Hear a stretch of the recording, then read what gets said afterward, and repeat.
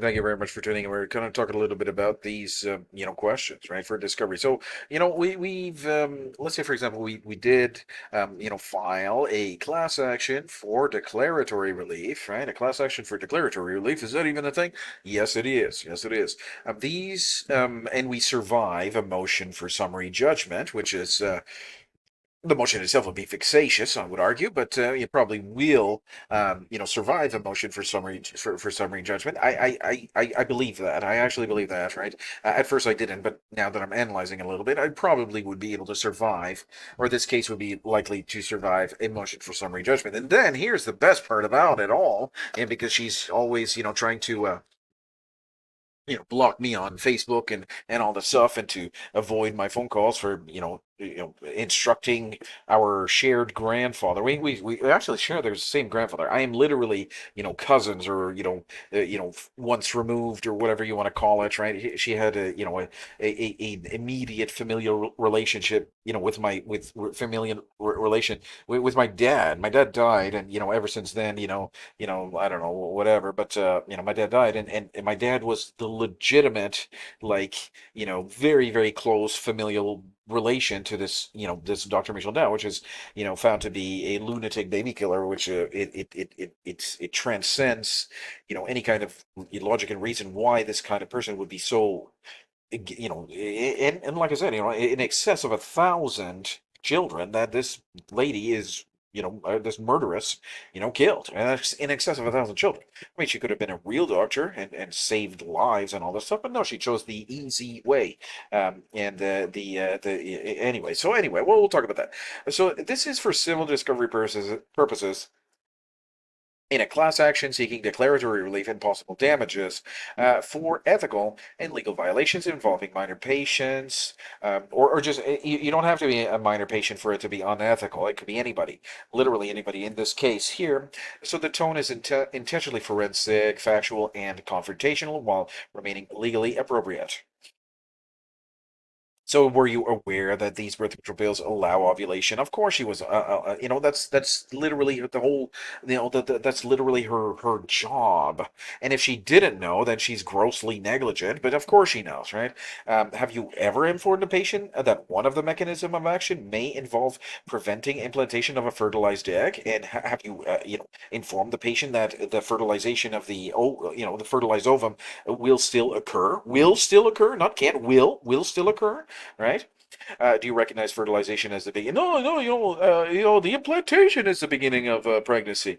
Okay, so the wait a minute. What is a pregnancy? What is the difference between a pregnancy and what is a new human life? Okay, a pregnancy is the woman alone by herself is pregnant. What is a new human life? Well, that's a three-person team: the baby, the mom, and the dad. Baby, mommy, and daddy. That's the three-person team. It's a new human life, right? From a biological standpoint, fertilization, that is the moment where the sperm will be permitted to enter by the oocyte will literally choose, and there's a selection process there. We'll choose the most valiant, or whatever, if you will, the most valiant sperm to enter into the oocyte and to create a new human life.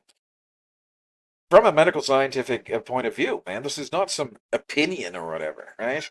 Have you ever disclosed to a patient that hormonal birth control may end a newly conceived human life? Oh, no, because it's just a blastocyst that failed to implant. No, it's not.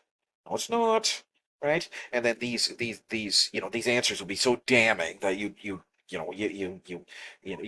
only thing, I do believe that the only thing that she could say at this point would be, I really would like to, I really would like to answer the question, but on the advice of my lawyer, I'll plead in the fifth and all this stuff. I don't know. I mean, and then at that point, it's like, well, what are we even doing this all for? We can't even get, that we'll probably lose a trial, and probably lose a trial, and then, we most certainly will lose at the appeals, and then we'll probably not even, get a respond back from the Supreme Court of Canada. Well, that this is useless. So let's say, for example, we were to ask these questions in discovery, and she said, "I really would like to answer these questions, but on the advice of my lawyer, I will be, forced to plead the fifth here. I really would like to answer these questions, but on the advice of my lawyer, I'm going to plead the fifth here because it's so damning, right? It's clearly exposes her culpability. It's so evident that she's guilty, and that she can't answer any of these questions, right? Have you been trained to withhold information about abortifacient effects to prevent patient refusal? That's a wonderful question. Oh man, let's say for example, let's say for example, she has. Well, this is what's happening, but has she been trained to actually do this? Have you ever been trained to withhold information about abortifacient effects to prevent patient refusal? That's a good question, man. I didn't even think of it like that, but that is a wonderful question. I wonder if there's actual training about that. That's really what I'd like to know. But I don't know. That's why I'm answering. But on the advice of my lawyer, I really would like to answer the question, but I'm going to have to plead the fifth. Yeah, that's probably what's going to happen here. But I don't know. Like, maybe she'll answer. I don't know. Maybe she will. Maybe she'll throw herself to the lights. Right. This is literally this is your any answer other than pleading the fifth exposes your culpability because this is just wrong. Right. Everything about this whole thing is a complete disaster, right? It's just a complete disaster in our society. It really is wrong. It's bad. It's a train disaster. It's a train wreck, right? So do you agree that the patient cannot give valid consent without full disclosure of all relevant risks and mechanisms of action, including the fact that your baby's going to die, right? Have you ever said or implied that to a patient that the pill prevents pregnancy rather than stating it may end the pregnancy at a very early stage? Well, probably not, because that's what nobody that I've ever heard of ever told me, right? Oh, yeah, Dr. Demisha, that was my doctor, and she really exposed. She said, listen, I really. I am hesitant to give you this drug because it may kill the life of a already conceived child. That never happens, right? Things that never happen, right? Things that never happen. Yeah, yeah. Let me make a meme about that. Right. So, I guess the time has come to make a meme about it. Right? So, Dr. Michel fully explains the embryology. The fact that these pills may fail to prevent conception and fertilization, and that the zygotic genome activation will occur, and the baby boy or baby girl will die at the very healthy and natural stage of implantation. And then the patient, oh yeah, that's all right. I'll still buy the pills and I'll still take them, and all that stuff, right? So things that I'll take things that didn't happen for 600. Alex, oh, what a great guy, Alex Trebek. I miss Alex, right? One of the great Canadians here. We can look back and remember this guy for many years because he was basically a part of our family, right? I remember my grandmother watching Alex Trebek here for many years, but as for Dr. Michel Dow, not so much. All right, so let's go back. Right, what do we got?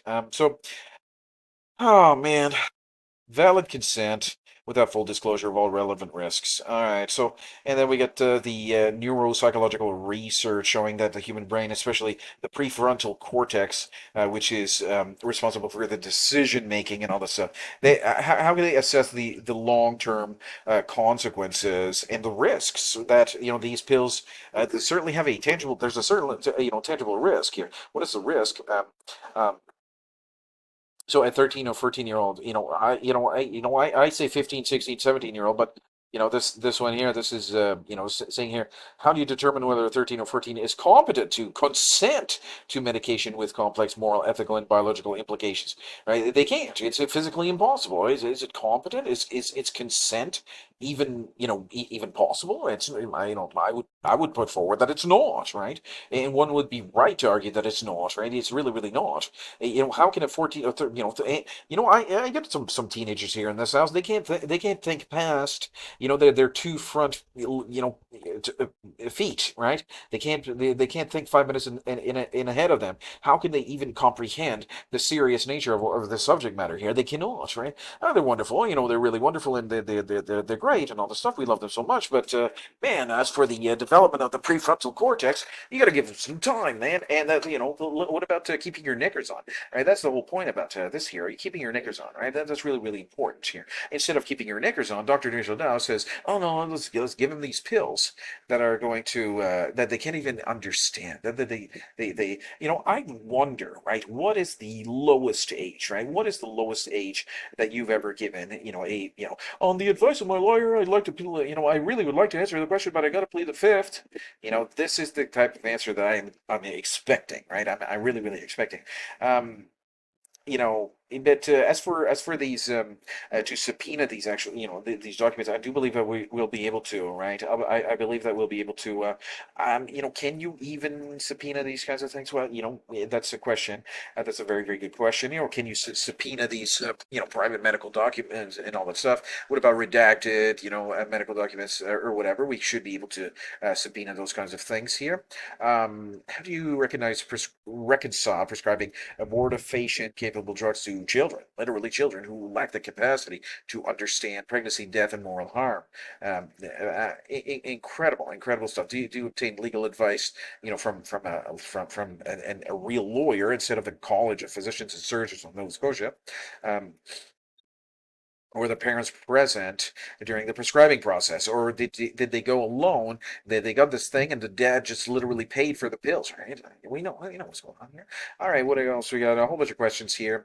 The duty to inform extends to all mechanism of the action of a drug. Yeah, absolutely, man. This is what a doctor's job is all about. Hey, you're being you're harshly criticizing this. Yeah, okay, well, it's a doctor, so we have the right to criticize, the doctors here. And in this case, the doctor just, failed significantly in her duty and failed in her the duty of care. There's a duty of care here, unless you guys are unaware of this duty of care, right? The code of ethics and all that stuff. What else we got here? The recording your medical files when you provide information about the drug's mechanism of action, or when you fail to actually do that. All these questions, right? A whole bunch of questions here. Concession forcing. So if the pill if the pill allowed ovulation and fertilization but blocked implantation, would that constitute abortion in your view? And it certainly does, but she's like, well, no, it doesn't, because I'm arbitrarily, whatever. Right? She makes this arbitrary opinion, which is, based in folly, or she really does, understand, right? She will either pretend that she's, basing her opinion in folly, or she will admit to understanding the true nature of what she's doing. Right? And I do believe that she no, I know that she understands what she's doing. I know that for a fact. Right? There is no chance that this doctor is not understanding the serious nature of this thing, this early abortion thing. Right? So if a patient believes life begins at fertilization, is it unethical to withhold information about post-fertilization? Yeah, I don't know about that, man. Beliefs and all this stuff. I don't know about that. Would a drug that killed a fertilized embryo after conception be considered an abortifacient in plain language? It certainly is. Would you agree that it would be profoundly ethical to prescribe such a drug to a minor without disclosing that? Well, it is. It's not even unethical. Is too generous, right? This is way too generous. It's more like predatory or criminal or whatever. Okay. So medical liability. We get broader public health implications. Have you ever advocated for birth control access in public schools, right? Public schools, right? How about keeping your knickers on, right, in public schools? That would be a better advocacy message, right? I really, really do believe that, right? So regarding minors in your care, have you ever prescribed birth control to a 12-year-old, to 12-year-old, 13-year-old? What is the lowest age that you've actually prescribed birth control pills? And did the dad actually pay for that? Oh man, it's awful. It's awful, awful, awful, awful. So do you believe a child has the moral maturity to consent to ending a conceived life? And if not, why would you prescribe a drug that can do so? Do you accept that some minors prescribed a pill by you may have conceived and unknowingly lost the embryo, right? They blastocyst the embryo here, the baby, right? Due to it, right? The baby will die at the later, very healthy stage of implantation, which is just another stage of development. It's not anything special, just another stage of development, right? It's not like the starting of a pregnancy or anything. It really is not, right? Do you believe those children deserve to be told that risk, right? And how about keeping your knickers on, right? That's really what you should be doing. You should be explaining to them about the dangers of the premarital and intercourse and all this stuff, right? All right, whatever. There's a whole bunch of questions here. We're not going to get into it, but if you're interested, you can read an example of what this discovery. But I don't believe this would be very useful. makes for good subject matter for video, but in the actual court, I'm not 100% convinced that this could go anywhere. Right. So, I'll see you. See you in the next video. Bye bye.